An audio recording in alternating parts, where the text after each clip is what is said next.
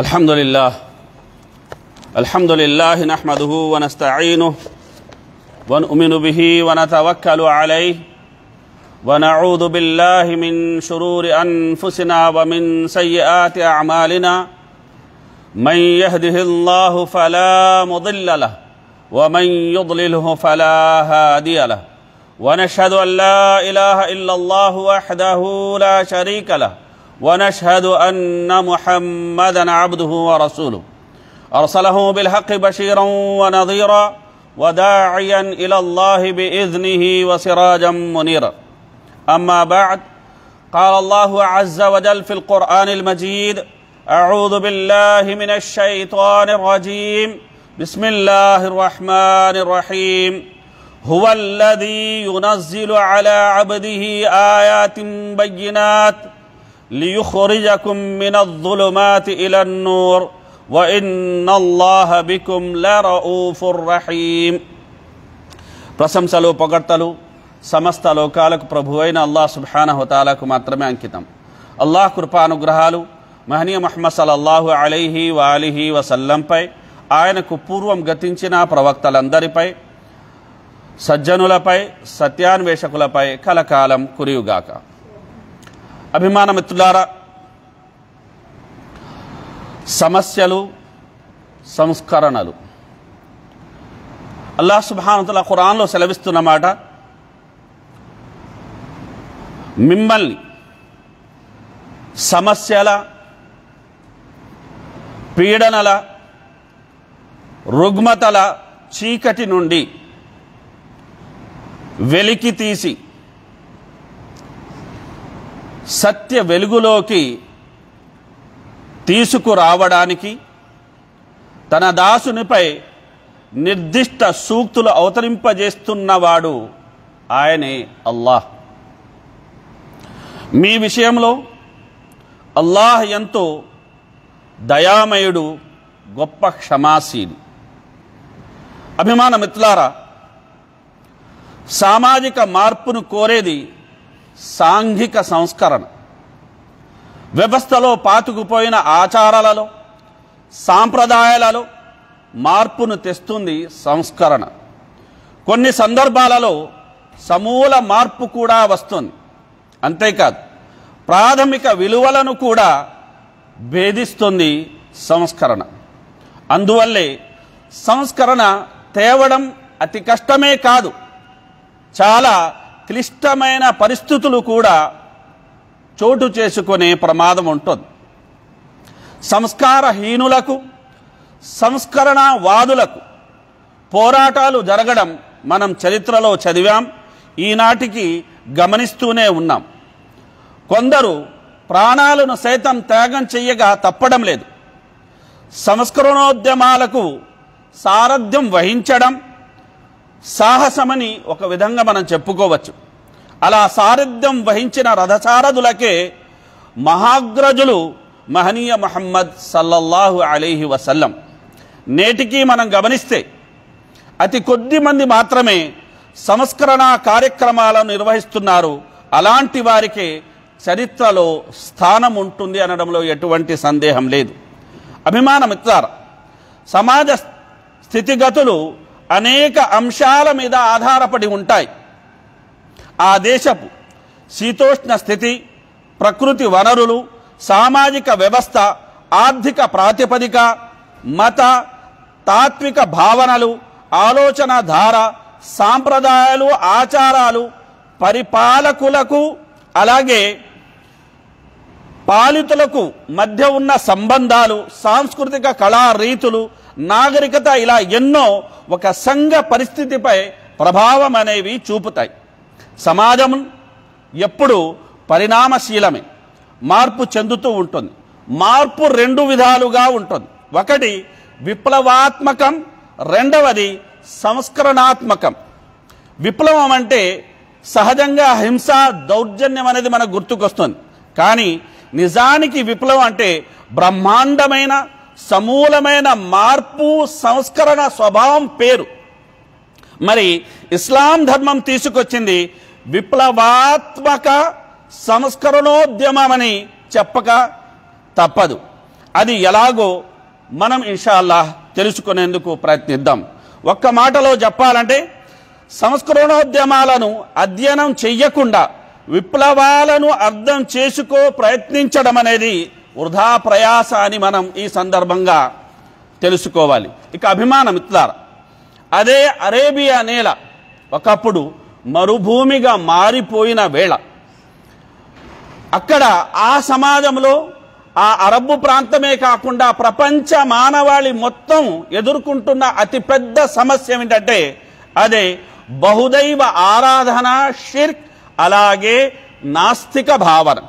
మరి ఇస్లాం ధర్మం ఎలా దీన్ని సంస్కరించింది అన్న విషయాన్ని మనం తీసుకున్నట్లయితే ఎవ్వరితోనూ విభేదించకుండా అల్లాహ్ సుబ్హానహు వ తఆలా సూరా అవతరింపజేశాడు. అదేమిటి? అల్హమ్దులిల్లాహి రబ్బిల్ ఆలమీన్. ఎలాంటి భాగవతాలు లేవు.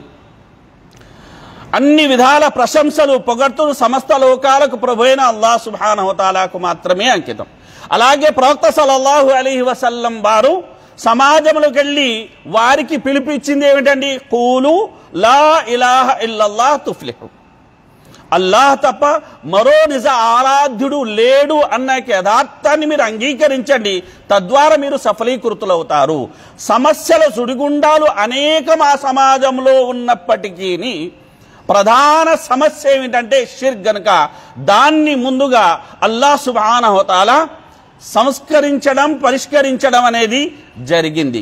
కనుక అల్లాహ్ సుబ్హానహు వ తఆలా తర్వాత మనం తీసుకున్నట్లయితే ఈ నిమిత్తం ఏ విధమైన విధానాన్ని అల్లాహ్ సుబ్హానహు వ తఆలా లేదా ఇస్లాం ధర్మం అవలంబించింది అంటే మానవ నైజాన్ని తట్టి లేపే హితబోధ విధానం.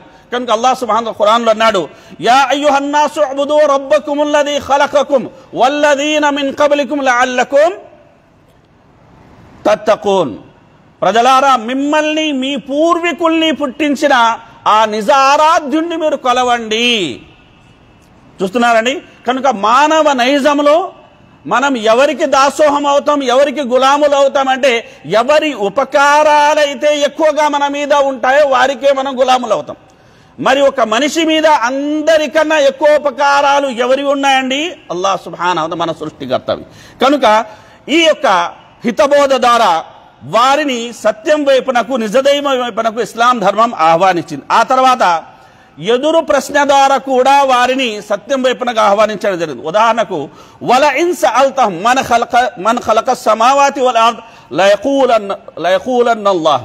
వారిని భూమి ఆకాశాలను ఎవరు పుట్టించారని ప్రశ్నిస్తే వారు ఎలాంటి సందేహం లేకుండా ఏమంటారండి? అల్లాహ్ అంటారు. కనుక మరి ఆరాధన కూడా మీరు అల్లాహ్ని కదా చెయ్యాలి అని ఇస్లాం ధర్మం అనేది వారిని పిలుపు ఇవ్వడం అనేది జరిగింది. అదేవిధంగా యథార్థ విశ్లేషణ అనేది కూడా ఇస్లాం చేసింది. ఉదాహరణకు అఫమన్ యఖ్లుకు కమన్ లా యఖ్లుక్. ఒకరు సృష్టించారు, ఒకరు ఏమీ సృష్టించలేదు. ఏమీ సృష్టించిన వారి సృష్టికర్తలని ఎలా అంటారు మీరు? సృష్టించిన వాడు కదా సృష్టికర్త. కనుక అల్లాహ్ సుబ్హానహు ఖురాన్లో అంటాడు, హాదా ఖల్కుల్లాహ్, ఇది అల్లాహ్ సృష్టి. ఫఅరూని మాదా ఖలఖల్లదీన మిన్ దూని. మరి ఎవరినైతే మీరు మీ ఇలవేల్పుగా భావించి కొలుస్తున్నారో వారు ఏం సృష్టించారో చూపించండి అని ఖురాన్ ఆరికంగా మానవ నైజాన్ని అనేది తట్టి లేపింది. అదేవిధంగా తర్క వివరణ కూడా ఇచ్చింది. ఏమని? అమిత్తఖదు ఆలిహతన్ మినల్ అర్ది హుమ్ యున్షిరూన్. వీరు భూమిలో భౌతిక రూపం దాల్చిన కొందరిని దైవాలుగా నమ్ముతున్నారు, దైవాలుగా చేసుకున్నారు. మరి వీరు మానవుల్ని తిరిగి బతికించి లేపగలరా? ఆ శక్తి వారికి ఉందా? ఒకవేళ ఒక అల్లాహ్ తప్ప అనేక మంది దేవుళ్ళు ఉన్నారు అన్న మాట యథార్థమైతే, నిజమైతే ఈ విశ్వ వ్యవస్థ ఎప్పుడో చిన్న భిన్నమైపోయేది అని కూడా తర్కాన్ని కూడా ఇస్లాం ధర్మం అనేది వివరించింది. ఆ రకంగా మనం చూసుకున్నట్లయితే వ్యక్తి పూజను కూడా అల్హమ్దులిల్లాహ్ ఇస్లాం ధర్మం ఖండించింది. అలాగే అభిమానం ద్వారా విగ్రహారాధన, నాస్తిక భావనను కూడా ఎంతో చక్కగా ఇస్లాం ధర్మం అనేది పరిష్కరించింది.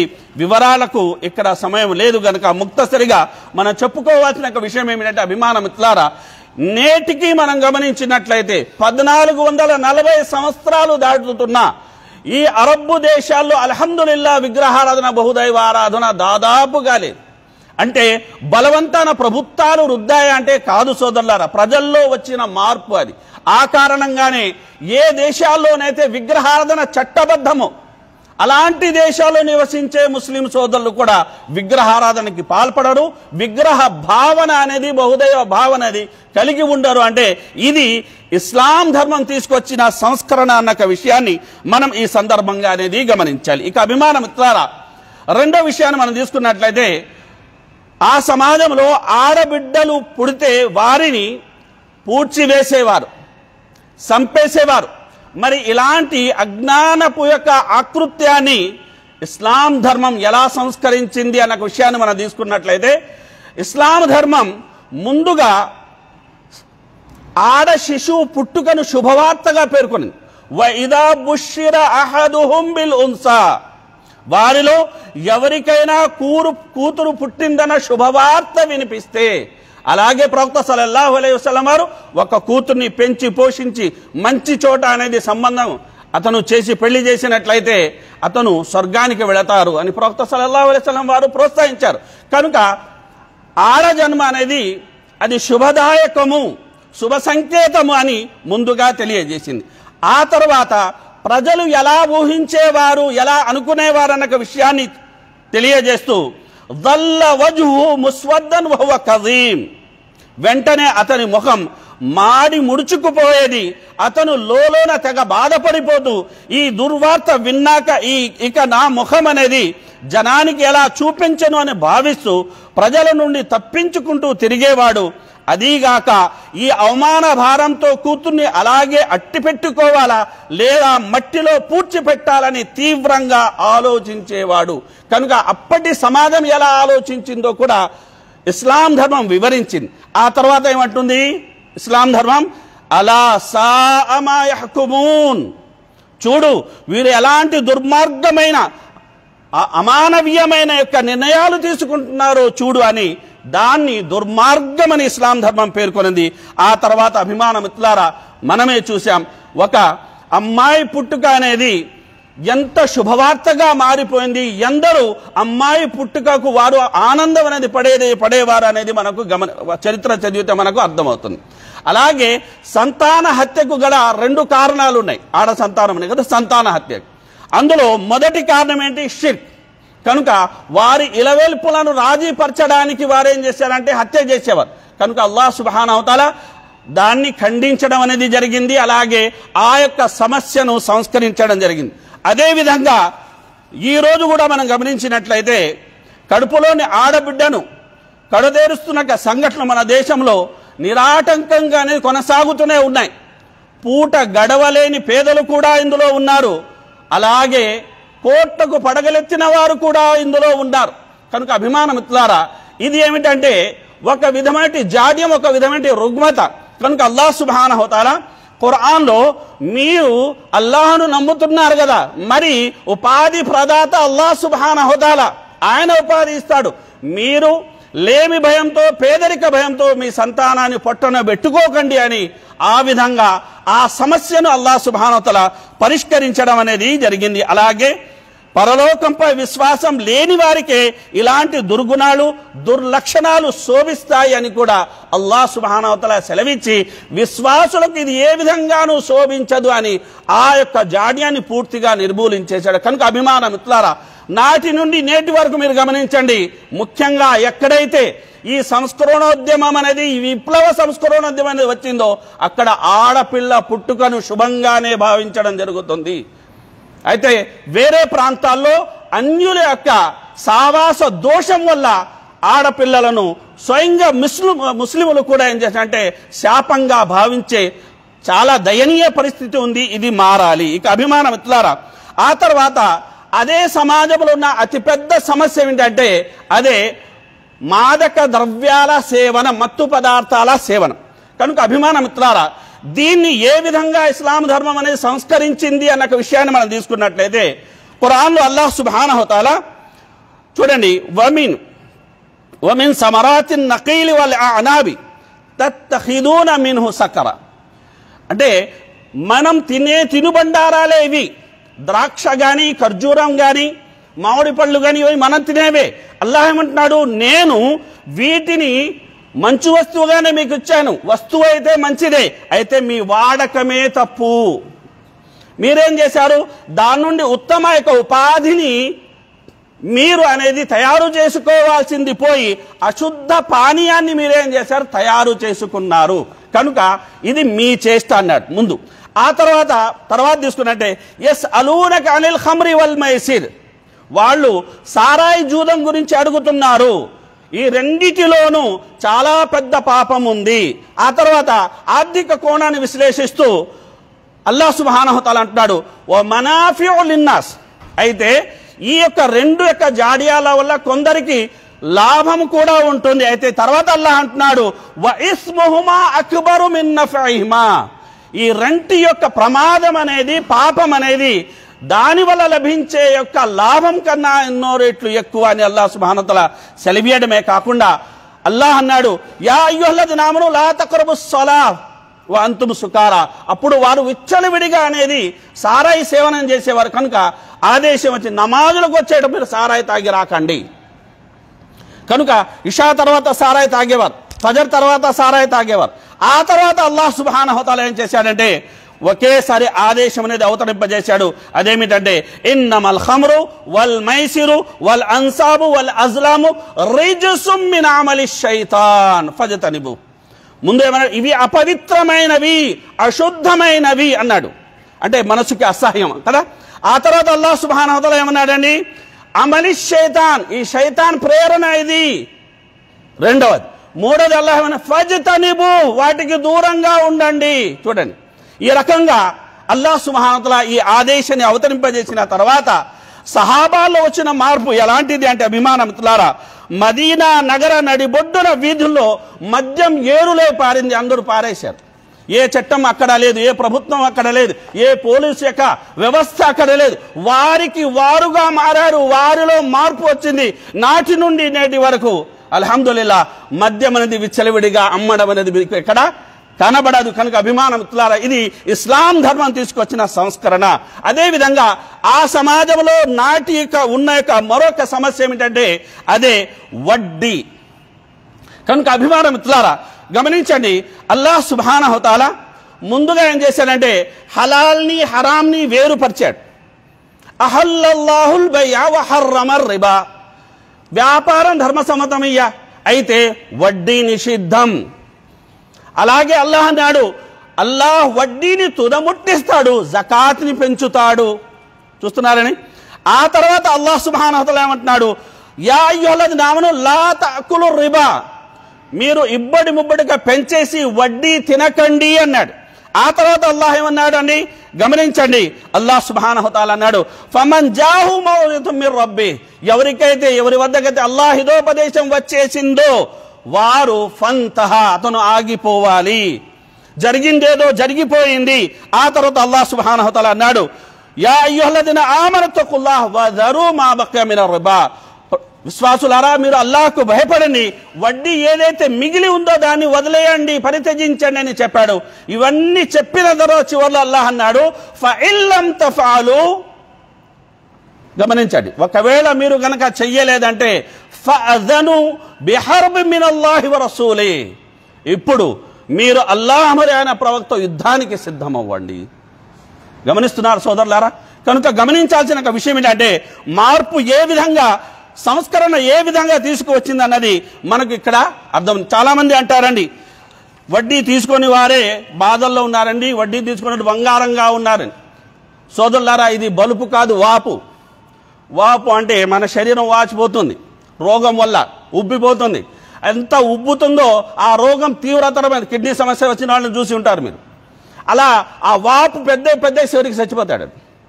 కనుక వడ్డీ తీసుకునేవారు మీకు అలా కనబడుతున్నారంటే దానికి ఉదాహరణ ప్రవక్త సల్లల్లాహు అలైహి వసల్లం మరియు అల్లాహ్ సుబ్హానహు వ తఆలా మనకు తెలియజేసే అది ఎలాంటిది అంటే ఒక చెట్టు నిండు యొక్క ఫలాలు కలిగి ఉంది, పూలు కలిగి ఉంది, ఆకులు కలిగి ఉంది, అయితే లోపల మొత్తం తొర్రైపోయింది. ఏ కాసింత గాలి వీసిన ఆ మొత్తం పళ్ళతోటి, ఆ పూలతోటి, ఆకులతోటి ఒక్కసారిగా అది కుప్పకూలిపోతుంది. కనుక వారిని చూసి మోసపోవాల్సిన అవసరం లేదు. అదేవిధంగా అశ్లీల నిర్మూలన విషయాన్ని మనం తీసుకున్నట్లయితే అల్హమ్దులిల్లాహ్ అభిమానం మిత్రులారా, ఈ విషయంలో సైతం ఇస్లాం ధర్మం అనేది గొప్ప సంస్కరణ అనేది తీసుకువచ్చింది. అందులో ముఖ్యంగా మనం గమనించినట్లయితే కొన్ని విషయాలు మీ ముందర పెట్టే ముందుకెళ్లే ప్రయత్నం చేస్తాను. అశ్లీలం అనేది నేడు ఏదైతే అంతర్జాలంలో ఒక ప్రవాహంలా అనేది ఉందో, నాడు కూడా అశ్లీలం అనేది సమాజంలో ఉండేది. చాలామంది వయ్యారాలు పోతూ యువత యొక్క గుండెల మీద ఒక విధ్వంస లాంటివి సృష్టించేవారు పూర్వం కూడా. అయితే అల్లాహ్ సుబ్హానహు తఆలా ఆ స్త్రీలందరినీ ఉద్దేశించి కొన్ని విషయాలు చెప్పాడు. అదేమిటి? మొట్టమొదటి, మీరు అల్లాహ్కు భయపడండి, మొదటిది. రెండవది, మీరు మీ ఇళ్లల్లోనే ఆగి ఉండండి. రెండు, ఒకవేళ అవసరార్థం బయటకి వెళ్లాల్సి వచ్చే సింగారించుకొని వెళ్ళకండి. నాలుగు, ఒకవేళ మీరు వెళ్తున్నారంటే నిండు వస్త్రాలు ధరించి వెళ్ళండి.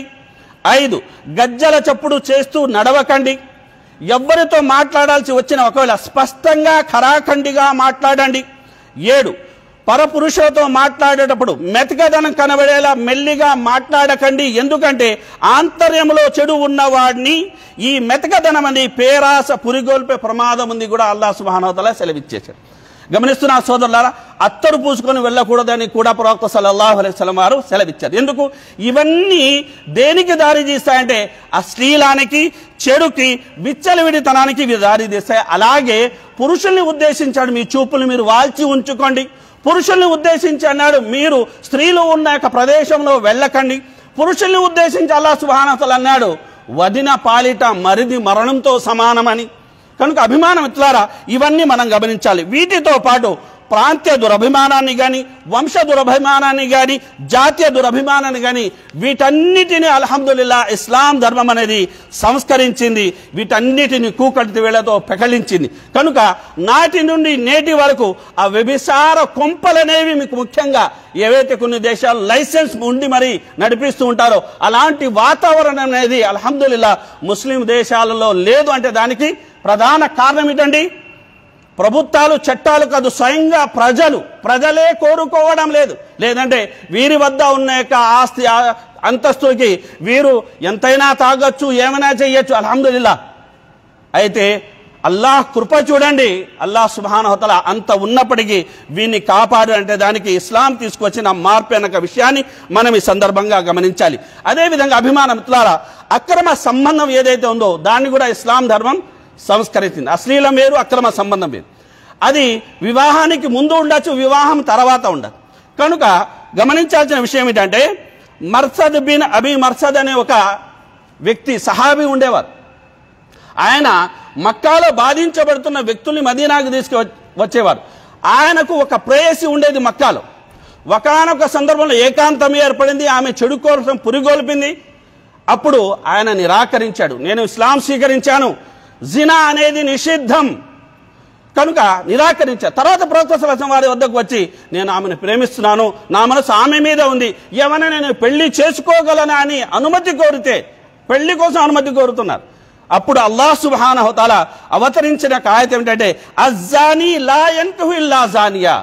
ఒక వ్యభిచారిని మాత్రమే పెళ్లి చేసుకోరు, ఒక వ్యభిచారిని మాత్రమే పెళ్లి చేసుకోవాలి. కనుక నీ కోసం నిషిద్ధమని చెప్పడం జరిగింది. కనుక అభిమానం మిత్రులారా, ఎవరైతే ఈ స్త్రీ అనేది చెడు నడత గలది, అక్రమ సంబంధం పెళ్లికి ముందు కూడా ఉంది, పెళ్లి తర్వాత కూడా ఉంది అని తెలిసి కూడా పెళ్లి చేసుకున్న తర్వాత కూడా ఎవరైతే భరిస్తున్నారో వారు పౌరుషం సచ్చినాక వ్యక్తుల అనే విషయాన్ని మన ఈ సందర్భంగా గమనించడమే కాకుండా అల్లాహ్ ఈ ఆదేశాన్ని కూడా వారు దృష్టిలో పెట్టుకోవాలి. అలాగే పూర్వం బానిసలతో వ్యభిచారం అనేది నడిపేవారు, వ్యాపారం చేపించేవారు, దాన్ని కూడా ఇస్లాం ధర్మం సంస్కరించింది. అలాగే సవతి తల్లితో పెళ్లి చేసుకునేవారు, దాన్ని ఇస్లాం ధర్మం అనేది సంస్కరించింది. అదేవిధంగా అభిమాన మిత్రులారా, మనం గమనించాల్సిన మరికొన్ని విషయాలు తీసుకున్నట్లయితే అల్హమ్దులిల్లాహ్ ఇస్లాం ధర్మం ఉదాహరణకు నియాహ, ఎవరైనా మరణించినప్పుడు గుండెలు బాదుకుంటూ గుడ్డలు చింపుకుంటూ ఏడ్చేవారు, దాన్ని అల్హమ్దులిల్లాహ్ ఇస్లాం ధర్మం సంస్కరించింది. అదేవిధంగా అభిమాన మిత్రులారా, తబన్నీ అంటే దత్తకు తీసుకునే సాంప్రదాయం ఉండేది. ఆ దత్తకు తీసుకునే సాంప్రదాయాన్ని కొనసాగించడంతో పాటు దీని నియమాలు అనేది ఇస్లాం ధర్మం అనేది కేటాయించింది. ఇలా ఒక్కొక్కటిగా మనం చెప్పుకుంటూ వెళ్ళినట్లయితే అల్హమ్దులిల్లాహ్ వందల వేల కొలది సమస్యలతో సతమతమయ్యే ఆ సమాజాన్ని అల్హమ్దులిల్లా ఇస్లాం ధర్మం గొప్పగా సంస్కరించింది. అయితే అవే సమస్యలు నాటి నుండి నేటి వరకు మన సమాజాలు కూడా అలానే అవి కొనసాగుతున్నాయి. అంటే దీనికి కూడా నేటికి పరిష్కారం, ప్రళయం వరకు పరిష్కారం ఏది కాగలదంటే ఒక్క ఇస్లాం ధర్మం మాత్రమే కాగలదు అన్న విషయాన్ని సవినయంగా మీ అందరి ముందర నేను పెడుతూ, మనం మన యొక్క దృష్టిని, అలాగే మనం మన యొక్క బుద్ధిని, మనం మన యొక్క కార్య ప్రణాళికను, మనం మన యొక్క నైపుణ్యాలను, ఈ 4 విషయాలు ఏవైతే ఉన్నాయో వీటిని అంచనా వేసుకుని ముందుకు సాగే ప్రయత్నం చేయడంతో పాటు ముఖ్యంగా మనం మంచిగా ఉండడమే కాకుండా సమాజంలో మంచిని పెంచే వాతావరణాన్ని సృష్టించే నిమిత్తం అనేది సంస్కరణ వైపునకు మన అడుగులు పడాలి. అల్లాహ్ సుబ్హానహు వ తఆలా అన్న విన్న విషయాలు మంచిని గ్రహించి వాటికి అనుగుణంగా నడుచుకునే సద్బుద్ధి సద్భాగ్యాన్ని మనందరికీ ప్రసాదించాలని కోరుకుంటున్నాను. ఆమీన్. బారకల్లాహు లనా వ లకుం ఫిల్ ఖురానిల్ హకీమ్ వ నఫఅని వ ఇయ్యాకుం బిల్ ఆయాతి వద్ దిక్రిల్ హకీమ్ ఇన్నహు తఆలా గఫూరుర్ రహీమ్.